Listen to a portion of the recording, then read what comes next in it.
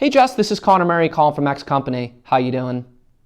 Good. I'm just reaching out because insert talk track. All right, before you click away and say to yourself, all he did was say, how you doing? Does he have any idea what he's talking about? That's the worst cold call opening in the book.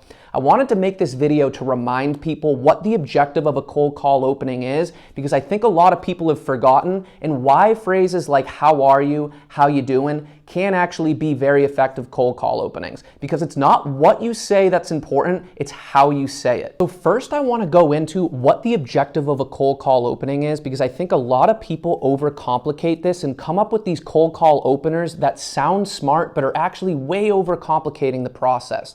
So in my opinion, the objective of a cold call opening is to lower the defenses of the prospect, to gain their admission to continue on to your talk track, your pitch, whatever you want to call it.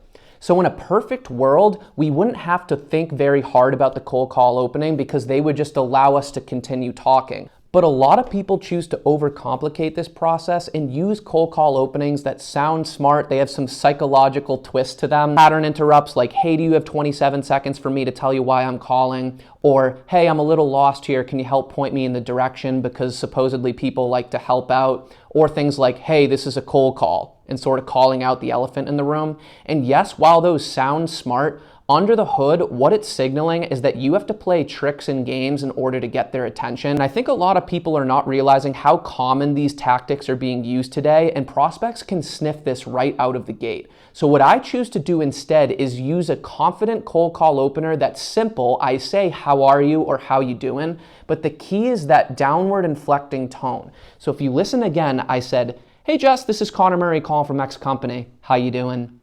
I didn't say, hey Jess, this is Connor Murray calling from X Company. How are you today? A lot of people go with that more inviting tone because they think it sounds nice, but in reality, the downward inflecting tone signals a formality. I'm signaling that, hey, I'm giving you a formality here. Just give me a formality back and I will go right into why I'm calling. So basically what I'm trying to do is just neutralize the cold call opening. I want to neutralize it as fast as possible so that I can go right into my talk track by saying, good, I'm just reaching out because, or you could say, good, the reason I'm calling is, you have to find the words that feel comfortable for you, but the key is that two-step process of one, signal a formality, and then go right into why you're calling. So I call this simply neutralizing the cold call opening so that you never have to think hard about it. You just get good at signaling a formality, which takes practice. That downward inflecting tone takes practice. And notice the range of vocal tones I use when I started off. I said, hey Jess, with a very nice inviting tone.